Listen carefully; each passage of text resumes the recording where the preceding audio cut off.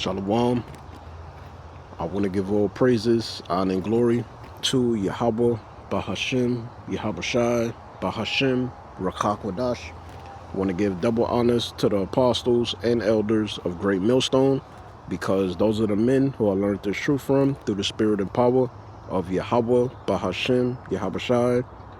Yahweh is the true name of the God of Israel. YaHaWaShi is what the world ignorantly calls Jesus Christ, but his one and only true name is YaHaWaShi. And pretty much, as I did in the video before, going into the name of the Most High, which the name of the Most High is the name Yahweh. All right?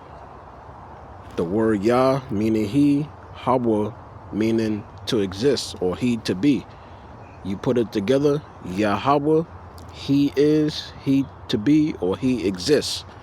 All right, that's the name of the Most High. The YHWH, the tetragrammaton, which is a four-letter word, you have to add the ah sound to it, because that's the rules of Paleo-Hebrew. Paleo-Hebrew, it didn't have E, I, O, U, V. It didn't have that. All right? It had the ah sound and the I sound. Just like you have Yahweh, you have YaHaWaShi. All right?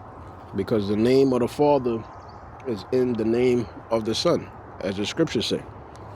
So without further ado, I'm just going to show you, according to the scriptures, YaHaWaShi had the same exact name as Joshua. But what a lot of people outside of GMS don't go into is the fact that when you read Numbers 13 and 16, as I'm going to show you, Moses added the prefix Yah in front of the word Hawashi to make it YaHaWaShi, because that wasn't always Joshua's name. It was just Hawashi, meaning deliverer.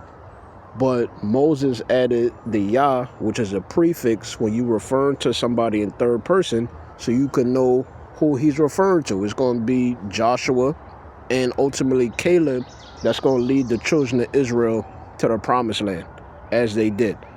All right? So the word YaHaWaShi is the word Yah, meaning he, Hawashi, meaning deliverer. So when you go into this, Acts 7 and 45, when you read it in context, it's literally telling you, as I'm going to get into it, that the Lord YaHaWaShi, who the world ignorantly called Jesus Christ, Yehoshua, Yahshua, all these different transliterated names, whether it's Greek, Latin, English, Aramaic, revived, Ben Yahudi, Hebrew. The only name of the Messiah is YaHaWaShi, and the elect of the nation of Israel through predestination will be called upon and having faith upon the name of the Father, which is Yahweh, and his only begotten Son name, which is YaHaWaShi. Acts 7 and 45, which also our fathers that came after brought in with, it has the word Jesus there, but it's really the word YaHaWaShi, because it's referring to Joshua. So this is how you know when you go into the name Joshua in the Paleo-Hebrew, it would be YaHaWaShi. So that's the name of the Messiah. But let's keep it going. Acts 7:45, which also our fathers that came after brought in with, has the word Jesus there, but it's referring to Joshua, into the possession of the Gentiles, whom the Most High drave out before the face of our fathers. Talk about the different Canaanite tribes that was in the promised land of Israel. It says, unto the days of David. So when you read this, it has the word Jesus there, but it's not referring to Jesus. It's referring to Joshua, the son of Nun, an Ephraimite, the successor to Moses. All right? Now let's go into this word Jesus, which is Strong's G 2424, and they got this word here, but we ain't focusing on that, because we know the name of the Most High, as well as the Messiah's name, is in Paleo-Hebrew only. It can only be pronounced in Paleo-Hebrew only. The words can only be spelled out with the Paleo-Hebrew alphabet, as you see all the way up here. All right? On the left, YaHaWaShi. That's the name of the Messiah. All right. It could only be spelled out in these letters, mainly Paleo-Hebrew, but you could use the Aramaic Assyrian Hebrew. All right. But let's go back down here, right? Let's go back down here. So in order for you to understand what Joshua's name was in the Paleo-Hebrew, you got to go into the root word etymology of the Hebrew origin for this word Jesus, right? Which is Strong's H3091, and it's supposed to be the word YaHaWaShi, but they spelled it wrong. They got it spelled as YaHaWaShi, all right? Which that's not his name. His name is not, YaHaWaShi. It's YaHaWaShi, as you can see here, right? We're going to go into it. As you can see here, it's talking about Joshua. So the Messiah has the same exact name as Joshua. Joshua wasn't always born with that name, YaHaWaShi. His name was just HaWaShi, which means deliverer. As I'm going to show you in Numbers 13 and 16, Moses added the prefix Yah to the word HaWaShi to make the whole word YaHaWaShi. That's how you know that the name of the Messiah is YaHaWaShi, because what? They had the same exact name. All right? So there you go. The son of Nun of the tribe of Ephraim and successor to Moses as the leader of the children of Israel led the conquest of Canaan. All right? So Joshua and YaHaWaShi have the same exact name in the Paleo-Hebrew. All right? So let's deal with this real quick. So as you can see, the name of our Lord, YaHaWaShi, right? Go zoom in on that. So that's how it should really be spelled. YaHaWaShi, right? Strong's H3091. It's the word YaHaWaShi. It says from Strong's H3068, which is the name of the Most High in capital letters, right? And Strong's H3467, and that's the word He saves, right? So when you put it together, it's the word YaHaWaShi, because the name of the Father is in the Son, right? And then they got it here as the Israelite leader going down. Yep. It says YaHaWaShi is a compound name, meaning He saves or He delivers. Yah as a prefix in the beginning of a word means He. Exactly. As you can see here, this is how you spell the Most High's name, Yahweh, in the Paleo-Hebrew. And you have the name YaHaWaShi, all right, which is the name of the Messiah, which you have to have faith upon Him and believe on His blood, His sacrifice, and resurrection in order to be saved. So it says He is the Savior, deliverer, right? He deliverer. Yah meaning He, HaWaShi meaning deliverer. He deliverer, all right? So there you go. YaHaWaShi. YaHaWaShi. YaHaWaShi. YaHaWaShi. YaHaWaShi. All right? That's how it's spelled. You put everything together, it's supposed to look like that. It's not YaHaWaShi. So that's it with that. Now, let's go here. So I typed in on Google, Moses added the prefix Yah to make it Joshua, because his original name was HaWaShi. All right. So now let's go down here. It says, I nailed it. According to the biblical account in Numbers 13:16, Moses changed the name of his successor from Hosea or HaWaShi in the Paleo-Hebrew to YaHaWaShi, because he added the prefix Yah, because he's referring to who? Joshua, Yah.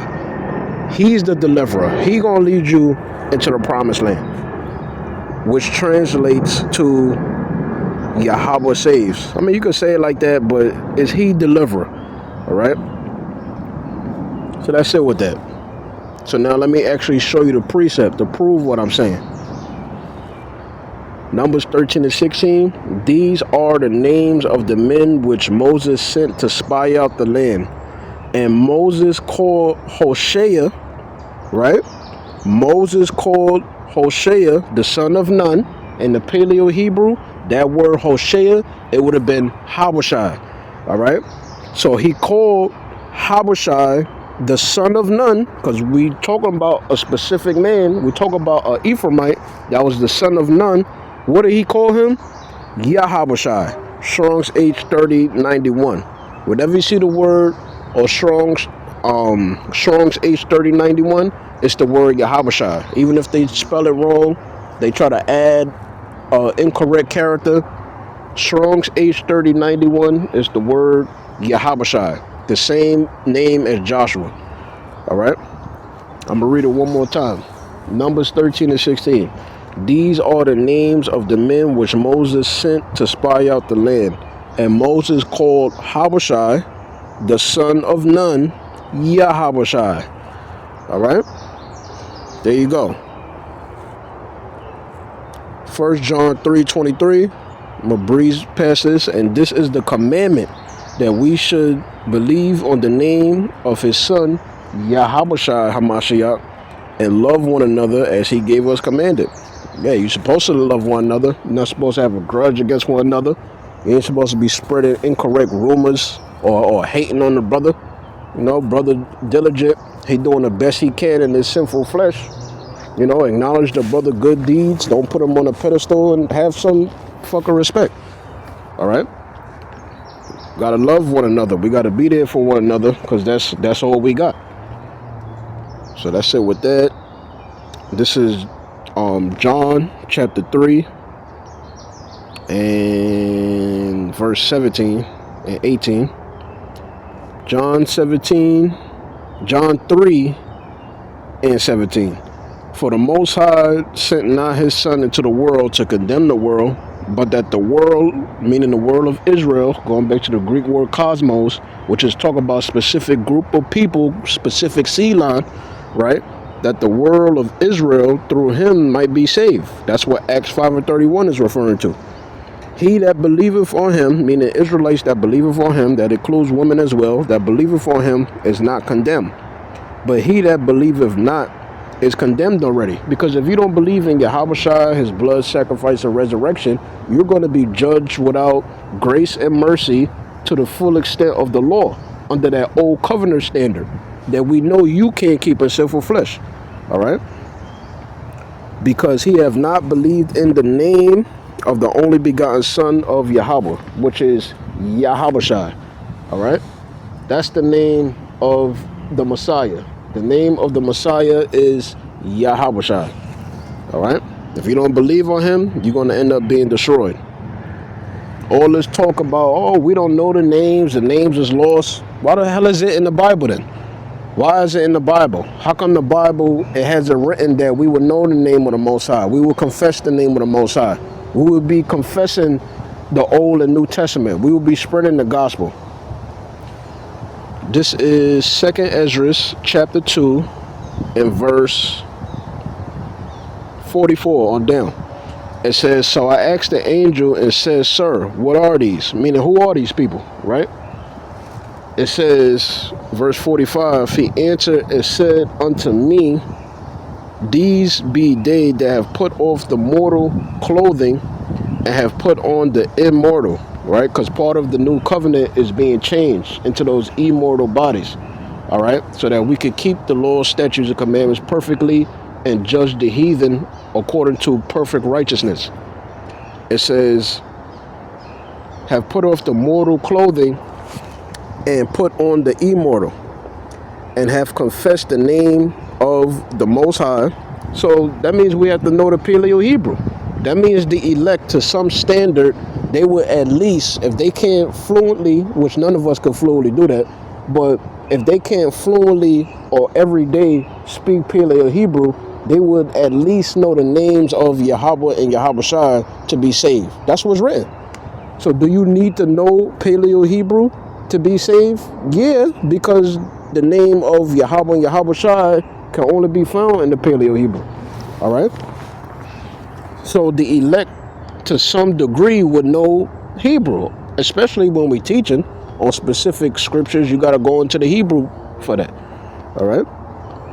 So there you go. Now are they crowned and receive palms. There you go. Verse 47. So he answered and said unto me, it is the son of Yahweh, which is YaHaWaShi, whom they, the elect of the nation of Israel, because that's a part of the gospel and the correct doctrine. It says, whom they have confessed in the world. That means we know Hebrew, right? Because Zephaniah 3:9 says what? The Lord was going to return to us a pure language after discontinuing from our heritage. So he answered and said unto me, it is the son of Yahweh, whom they, the elect of the nation of Israel, that's predestinated unto salvation, right? Whom they have confessed in the world. Then began I greatly to commend them that stood so stiffly for the name of YaHaWaShi. All right? It's that simple, man. You don't believe in YaHaWaShi, you're not going to be saved. Once again, going back up, the name of the Messiah, his name is YaHaWaShi. It doesn't matter how you feel about it. This is what his name is. Either you're going to believe it as an Israelite, or you're not, and you're going to be condemned with the world. Shalom.